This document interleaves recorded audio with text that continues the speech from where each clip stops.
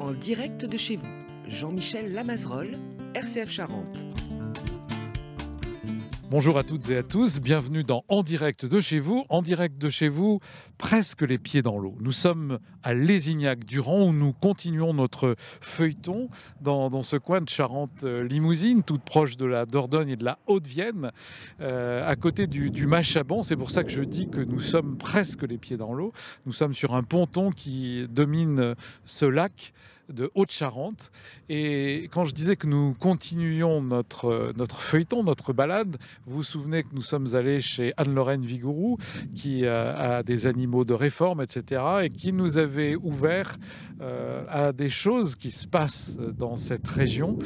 J'allais dire qu'elle est réensemencée par des initiatives locales, mais que vous allez voir sont en communion. Nous avons été au café Chez Alice, qui est un café associatif à Massignac, à 2 pas d'ici, il y a quelques temps. Et aujourd'hui, si nous sommes à Lézignac-Durand, c'est pour rencontrer deux personnes, deux garçons, qui s'appellent Amadeus pour l'un et qui est danseur et chorégraphe d'origine polonaise et allemande. Alors comment est-il arrivé ici et que fait-il? Eh bien, nous allons le découvrir. Et également Alexis, qui lui est habitant de Lézignac-Durand, mais qui a vécu ailleurs avant. Mais ses grands-parents et toute son ascendance est ici et il a pu se réinstaller dans le village de son enfance. En déambulant tout à l'heure, il me disait qu'il avait appris à faire du vélo sur le petit chemin qui nous a amenés jusqu'ici, en bas du village de Lézignac-Durand. Donc c'est d'abord à Alexis que je vais laisser la parole pour qu'il nous raconte où nous sommes et qu'est-ce qui a bien pu le faire revenir ici. Alexis, bonjour. Bonjour. Alors je le disais, pouvez-vous nous décrire un peu où nous sommes? C'est très vallonné, et c'était encore plus vallonné puisque vous me disiez tout à l'heure que l'étang où nous sommes, il y a 20 mètres en dessous, il y avait une vallée qu'a bien connue votre grand-père et ça les a un peu bousculés et bouleversés lorsque l'eau est arrivée et aujourd'hui, eh bien, c'est un autre type de paysage dans lequel vous vous inscrivez aujourd'hui. Oui, alors on est au bord du lac de Machabon, qui est un lac qui a été créé à la fin des années 90, rempli en 2000, je crois, juste au pied de Lézignac-Durand, qui se trouve sur la colline, là à côté, un petit village de 170 habitants, quelque chose comme ça, au bord de ce lac très très grand qui se trouve dans cette vallée. Alors, Alexis, vous nous parlez du village de Lézignac-Durand.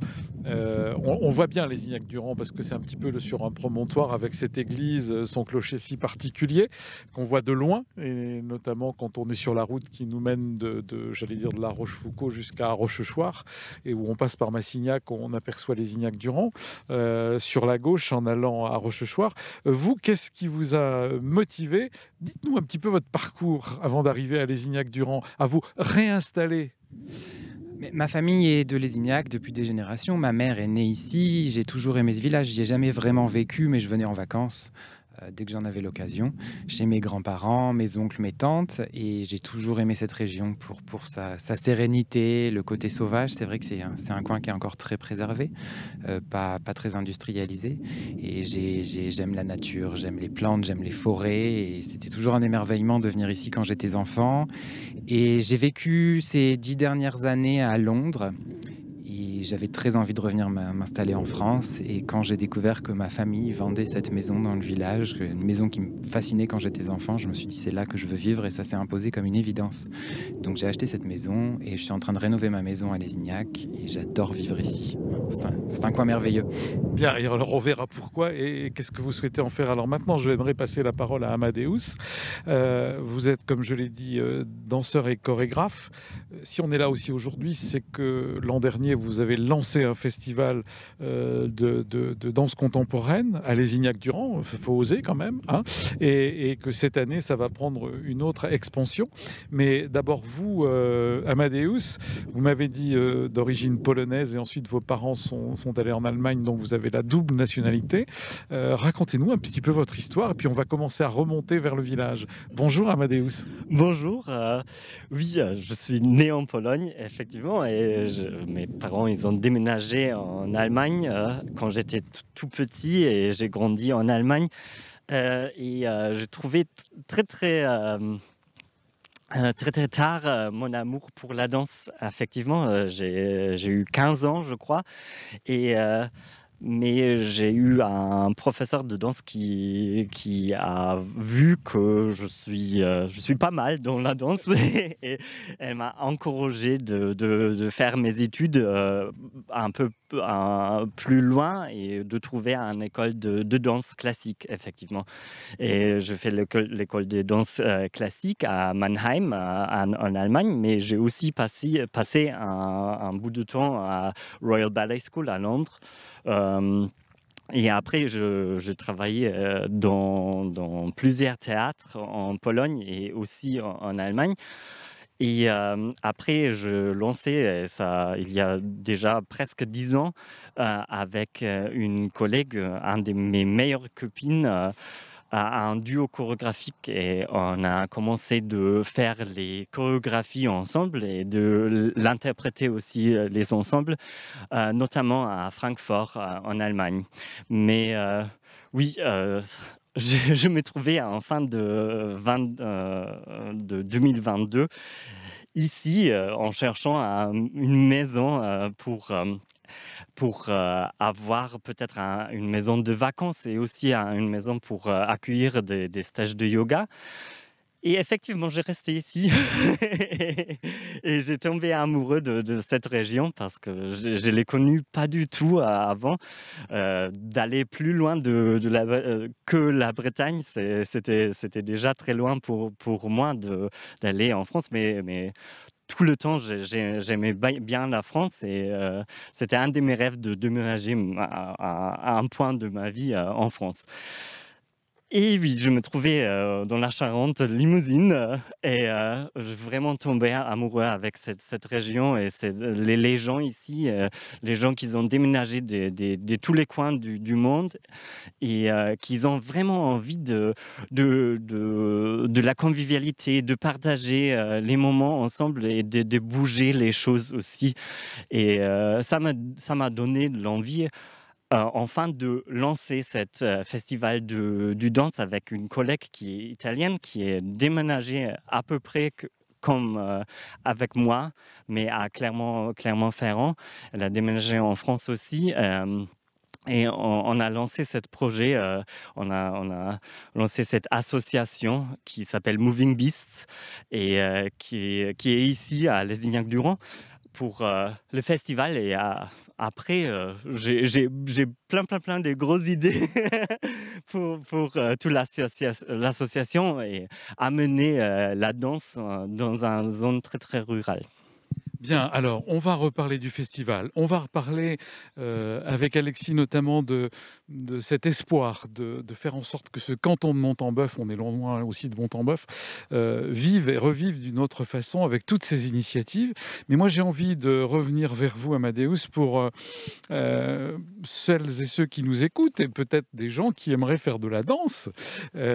Comment on passe de la danse classique, puisque vous avez constaté que la danse, c'était bien et que vous n'étiez pas si mauvais d'après votre professeur. Comment est-ce qu'on passe de la danse classique à la danse contemporaine ? Et j'allais dire, c'est une autre question. Qu'est-ce qu'on veut exprimer de différent entre la danse classique et la danse contemporaine ? Pour moi, c'était vraiment la peur. moi j'ai commencé dans un très très grande compagnie de danse dans l'opéra de Bydgoszcz à Pologne. C'est le deuxième plus grand opéra de Pologne. Et c'était un ensemble, on a eu 40 danseurs dedans. Et j'ai eu un patron qui m'aimait bien et m'a donné plusieurs rôles. J'ai entré comme corps de ballet, comme tout le monde, mais il m'a donné plus de chances d'avoir les solos dans les ballets classiques. Effectivement, j'ai eu tellement peur de faire les bêtises, de casser mes jambes, je sais pas quoi.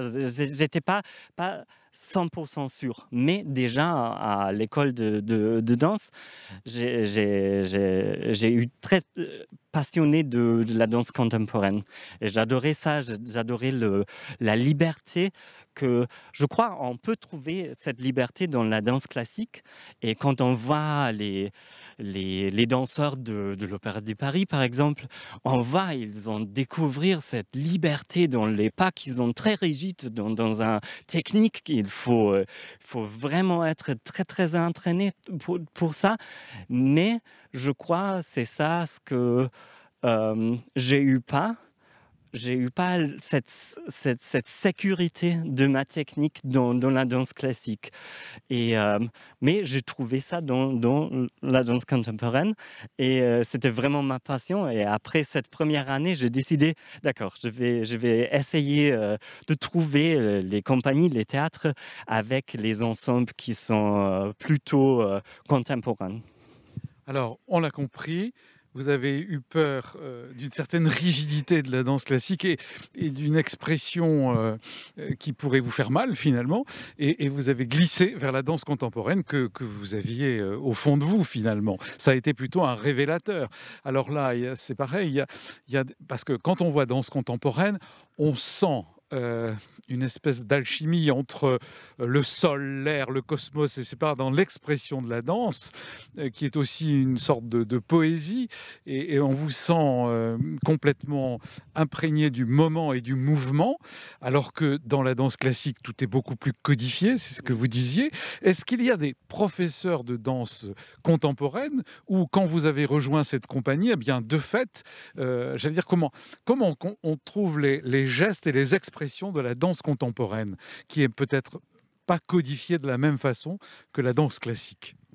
Oui, la danse contemporaine évolue effectivement de la danse classique. C'est la base de la danse classique pour la danse contemporaine, de notre façon de mouvement de l'Europe, de tout l'Occitan en fait. Et ça évolue dans deux cadres à peu près. C'est un peu différent dans les États-Unis et en Europe.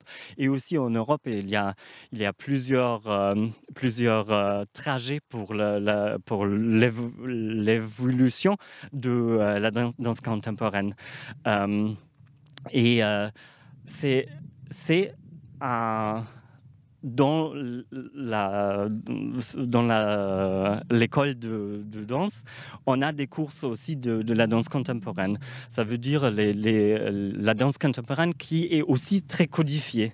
C'est les techniques de Graham, par exemple, qui est très, très classique, mais déjà, il y a une liberté de mouvement. Déjà, ça commence de bouger différemment, mais à base de la danse classique. Il y a toujours les positions qui sont en dehors, ouvertes, pas très parallèles.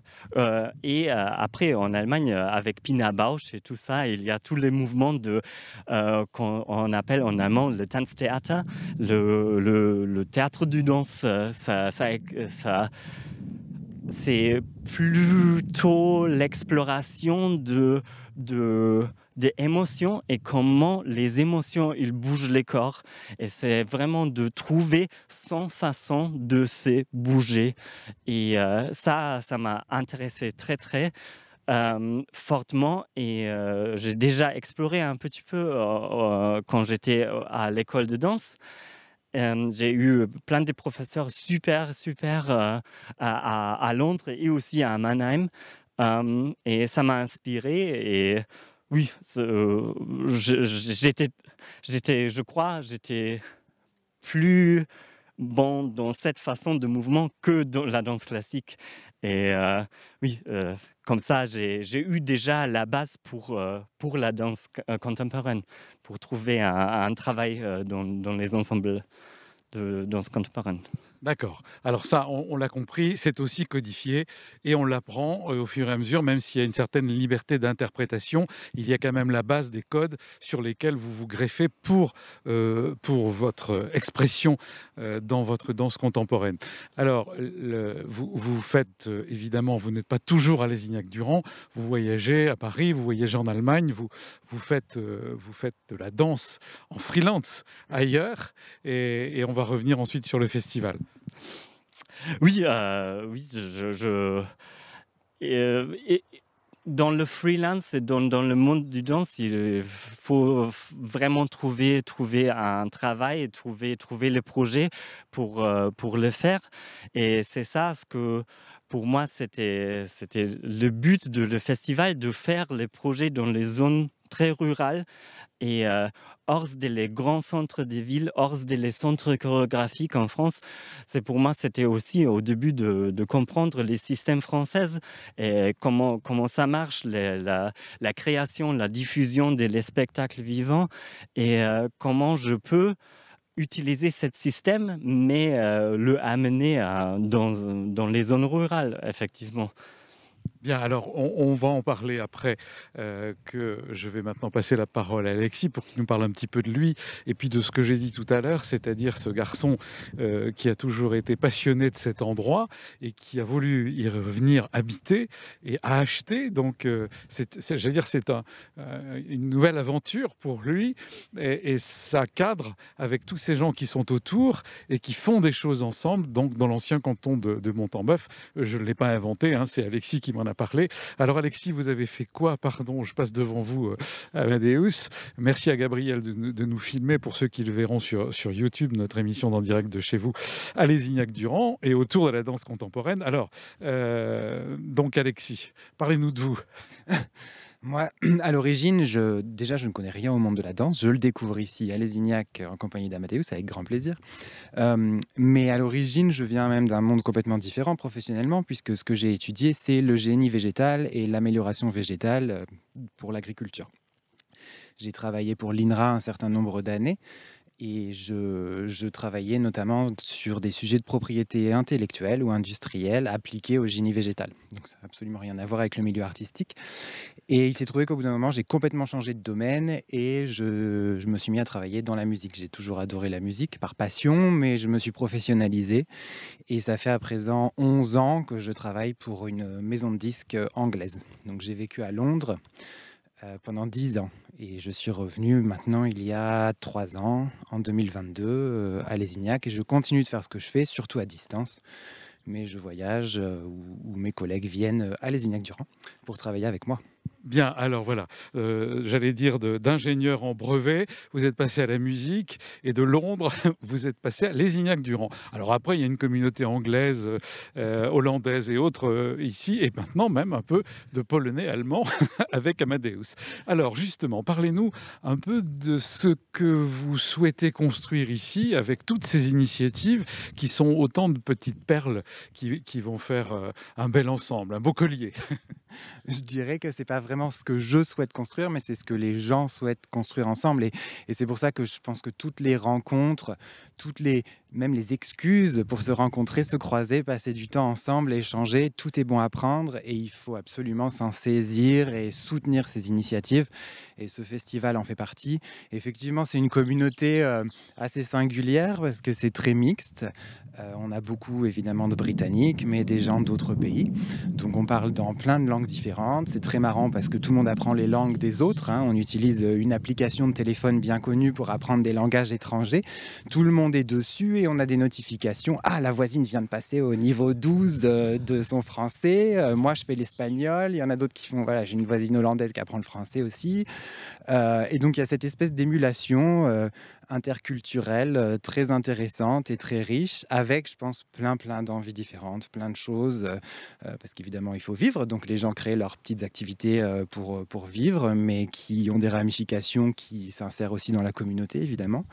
Et donc, voilà, moi, ce qui m'intéresse, c'est de repérer tout ça. Qui fait quoi, comment on peut aider, comment on peut interagir, comment on se rencontre, et puis comment on développe des choses, des projets tous ensemble. Alors, qu'est-ce qu'il y aurait comme... vous parlez de petites façons de vivre ou d'initiatives. Vous auriez quelques exemples? Des façons de vivre, je pense que c'est toutes les choses qui peuvent apporter de la convivialité. Des petits commerces, que ce soit vraiment à but commercial ou associatif. Vous avez rencontré dans le village d'à côté une association amie chez Alice, l'association Le Lièvre de Mars. C'est super important, ça change la vie des gens, ça change tout, notamment pour les personnes un peu âgées qui sont parfois pas très, je je dirais pas désociabilisés, ça va loin, mais qui n'ont pas forcément de lieux de convivialité qui leur sont ouverts, notamment les femmes, parce que les femmes ne vont pas beaucoup au bistrot, ça se fait pas trop, mais en revanche, aller dans un café associatif, c'est tout à fait possible. Et donc les gens s'y retrouvent, les femmes s'y retrouvent, échangent, vont à des événements culturels. Ça aussi, avoir une offre culturelle dans ce genre de lieu, c'est absolument primordial, ça change la vie. Après, même ceux qui n'ont pas pu y aller en parlent, échangent. « Oh, t'as vu, il y avait ce musicien, c'était super. Ah oui, ça me fait penser, j'ai vu tel truc. » Et puis ça crée de la discussion, ça crée de l'émulation et ça crée de la dynamique et de la vie. Bien. Comment le festival, on est en train d'y aller, on marche, on arrive dans le bourg, on va bientôt passer à côté de l'église. On va sur un lieu privé. Effectivement, le festival l'an dernier a été organisé dans la cour de nos voisins, au centre du village, une charmante petite cour derrière une très très vieille maison, parce qu'on a pensé que c'était vraiment un petit cadre idyllique où on serait entre nous. Et puis en plus, moi, c'est important pour moi, pour la musique, c'est un endroit où je savais que le violon allait résonner de façon particulière et effectivement, c'était très très beau. Alors justement, on en revient à ce festival de danse contemporaine qui va avoir lieu cette année 2025, les 18 et 19 juillet. C'est un vendredi et un samedi, le soir du vendredi, autour de 20h, et le samedi de l'après-midi, et avec des ateliers, je pense, et le soir, le spectacle. Vous qui avez un regard à la fois de l'intérieur et de l'extérieur. Après, je vais revenir sur Amadeus pour qu'il nous dise dans le menu les choses. Mais qu'est-ce que vous avez découvert et qu'est-ce qu'on voit quand on vient sur cet endroit ? Je pense que les gens ne s'attendaient pas du tout à passer donc à l'entrée de cette cour, vous allez voir cette petite entrée assez étroite. On avait tendu un grand rideau parce qu'on voulait vraiment que les gens passent le rideau et rentrent dans cet environnement qu'on avait décoré, agrémenté, où on a construit une scène aussi, complètement nous-mêmes, avec l'aide des voisins. Heureusement, on a plein de voisins qui aident parce que tout seul, on ne pourrait pas tout faire. Et je pense que tout le monde a été émerveillé de découvrir cette cour complètement retravaillée pour l'occasion, un endroit où il ne se passe jamais rien normalement. Et là, d'un seul coup, il y avait des gens, il y avait des choses à voir, des choses à manger aussi, parce que c'est aussi quelque chose qui est important. Il ne s'agit pas que du spectacle, mais il s'agit aussi de passer un moment de convivialité. Et donc, le dîner partagé, où chacun, sans aucune obligation, peut apporter quelque chose à partager pour manger un petit bout en compagnie d'autres gens qu'on connaît ou qu'on ne connaît pas. Encore mieux, c'est l'occasion de se rencontrer. Et je pense que tout le monde a été très surpris de découvrir ça ici. Alors, est-ce que vous avez eu la réaction des gens qui découvraient la danse contemporaine ? Oui, c'était même assez étonnant. Déjà, on a eu beaucoup de monde, beaucoup plus que ce qu'on s'attendait à avoir. Et dans les jours qui ont suivi, même les semaines qui ont suivi, on a eu la surprise de croiser des gens, même des gens qui s'arrêtaient en voiture en nous croisant, en disant « Oh là là, qu'est-ce que c'était bien! J'avais jamais vu de danse contemporaine de ma vie, mais oh, ça m'a touché, c'était beau. » Et c'était ça le but. C'était vraiment d'amener ça à des gens qui ne l'ont jamais vu, tels que moi. Moi-même, j'avais jamais vu, je crois bien, un spectacle de danse contemporaine. Alors justement, puisque je vous tiens, j'ai un témoin direct, on va faire comme un micro-trottoir, j'aime pas ça, mais là ça sera autrement. Qu'est-ce que vous avez ressenti et qu'est-ce que vous avez découvert ? Je pense que c'est assez difficile à décrire parce qu'il y a le spectacle lui-même, et j'avais jamais vu ça, et donc j'ai complètement découvert avec une très grande naïveté que j'étais très touché par cette forme d'expression, une expression qui va au-delà de tous les langages. Il n'y a pas de barrière du langage puisque c'est uniquement le langage du corps. Rien n'est dit mais beaucoup est montré en fait, et donc c'était très touchant et une très grande émotion en plus de le partager ici, dans cette cour dans laquelle on arrive juste, avec plein de gens, y compris plein de gens que je ne connaissais pas, mais qui étaient venus là pour partager ce moment. Et c'était très, très, très émouvant. C'était un très grand moment d'émotion. Merci de ce témoignage. On vient de passer entre deux maisons, une grange et une maison, et c'est là que vous aviez tendu votre rideau ? Alors, on imagine bien, c'est le passage. C'est le passage, et le passage dans un monde où chacun peut trouver son enchantement, j'allais dire, en vous voyant. Alors, comment est-ce qu'on prépare ça à Amadeus et qu'est-ce qu'on propose quand on décide de venir dans cette cour où nous sommes, où on aperçoit derrière la grange qui fait le fond de scène, j'allais dire.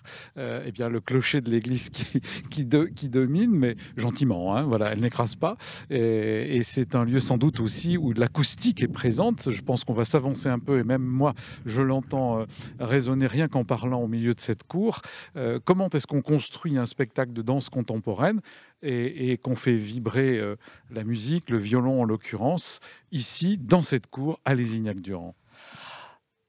Au début, c'était pas facile parce que c'est la danse contemporaine et aussi la danse classique. La danse, effectivement, il faut un sol. Et on peut danser aussi sur les herbes, mais cet spectacle, c'était pas créé pour ça. C'est-à-dire, on a eu besoin de trouver quelque chose pour construire une scène. Et les voisins qui sont les propriétaires de cette cour, ils ont nous trouvé un moyen de construire une scène pour nous. Et ils ont construit une très très belle grande scène pour nous, pour danser dessus. Et maintenant, pour cette deuxième édition, on va trouver, j'espère, un tapis de danse. Je suis pas sûr si ça s'appelle ça, comme ça en français. Mais C'est ça, je vous le confirme. et oui, et avec cette tapis de danse, ça va être encore mieux parce que la danse contemporaine, il y a plein des choses qui se passent sur le sol aussi. Les mouvements qui viennent de haut en bas. Et pour ça, c'est très bien d'avoir ce tapis de danse pour aussi pas casser le corps. Oui, on l'a bien compris. Alors, on est souvent par terre, entre guillemets, dans la danse contemporaine. Beaucoup de gestes. Ce spectacle, est-ce qu'il va être un peu différent pour ceux qui sont venus l'an dernier et qui pourraient peut-être nous écouter en ce moment? Et il y a des choses nouvelles. Il y a toujours la violoniste qui est là. Oui, il y a la violoniste Anna Goebel qui revient et on va préparer un solo avec elle. Ouais, effectivement, ça va être un duo parce qu'elle va partager la scène avec moi. Mais moi, je vais créer un solo sur la sonate de Schulhoff. Il a écrit seulement une sonate pour le violon et on va utiliser cette sonate. Parce que c'est aussi de trouver le moyen pour Anna d'avoir quelque chose. Elle veut jouer et elle aime la technique, mais aussi elle aime l'émotion et de mélanger les deux. Et cette sonate de Schulhoff, c'est vraiment ça. Et ça, on va élargir un petit peu le festival avec 2 jours, pas seulement un jour. Et dans la première soirée, on va voir plusieurs solos de chorégraphes femelles, effectivement, parce qu'il y a Noémie qui a lancé l'association avec moi, Noémie Martonnet, qui est d'origine italienne. Elle a un style complètement différent à moi. Et aussi, il y a Vasna Aguiar qui vient de Paris, qui vient de déménager en Paris, effectivement. Elle est suisse-mexicaine. Et elle a encore une fois un autre vue sur la danse. Et je crois que ça va être très, très intéressant. Et oui, il y a le solo de moi qui est à peu près dans le style qu'on a vu déjà dans le spectacle la dernière année. Et après, dans la deuxième soirée, on va avoir la première française d'un spectacle autour de la vie de Anna Pavlova, qui est très connue pour son solo de Mordecai. Oui, c'est ça. Bon, alors écoutez, là, c'est la fin de l'émission, mais donc je répète les dates, les 18 et 19 juillet 2025 à Lézignac-Durand. Et bien, merci de nous avoir accueillis aujourd'hui, de nous avoir parlé un peu de vos vies, de vos parcours et de votre installation ou réinstallation ici dans ce village. On a été ravis de vous rencontrer. Et puis, on vous souhaite un très bon festival et on reviendra vous voir. Et moi, je vous dis à la semaine prochaine pour une autre émission d'En Direct de chez vous.